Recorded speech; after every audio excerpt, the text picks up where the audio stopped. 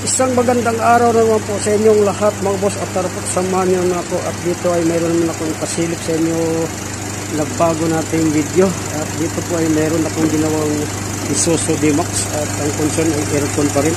At ito nyo pong makikita, naka-under na yung makina at naka-on na rin yung AC switch niyan. At makikita po natin dito ay hindi nag-engage yung kanyang AC compressor clutch. Ayan, yung makikita sa baba mga boss, naka-steady lang yung kanyang clutch. Medyo sa ilalim kasi ang compressor niya. Ayan, kung nyo po makikita, hindi nag-engage. So ayan, ngayon dito po tayo sa fuse block. So ayan po, pakita ko lang sa inyo yung location ng fuse at ng relay. So ayan po yung fuse block nya at ito yung kanyang cover. At ayan po, nandyan yung AC compressor relay at andyan naman po yung 10 amperes na AC compressor fuse. So ayan, gamit ng ating fuse light ay i-check natin kung may power ba yung fuse at yung relay.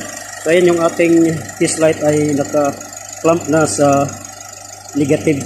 Then iti-test muna natin dito kung umilaw yung ating fuse light. So ayan, umilaw yung ating fuse light.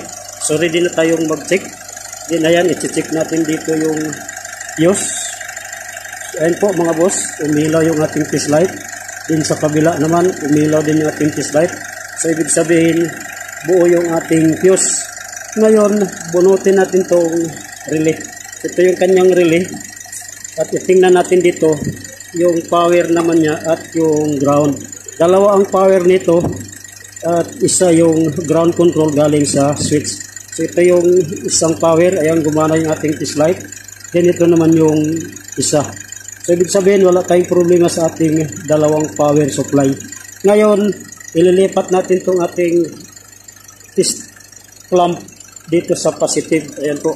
At susukatin naman natin yung ground control na manggagaling sa AC switch. So ayan po. Ayan, umilaw yung ating fuse light. Ibig sabihin, buo yung ating switch, buo yung ating wiring, at the same time wala tayong problema sa ating wiring at yung circuit.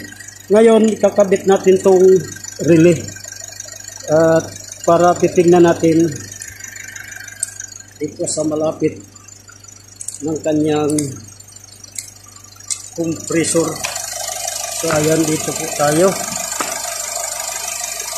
Ayan yung kanyang wire ay medyo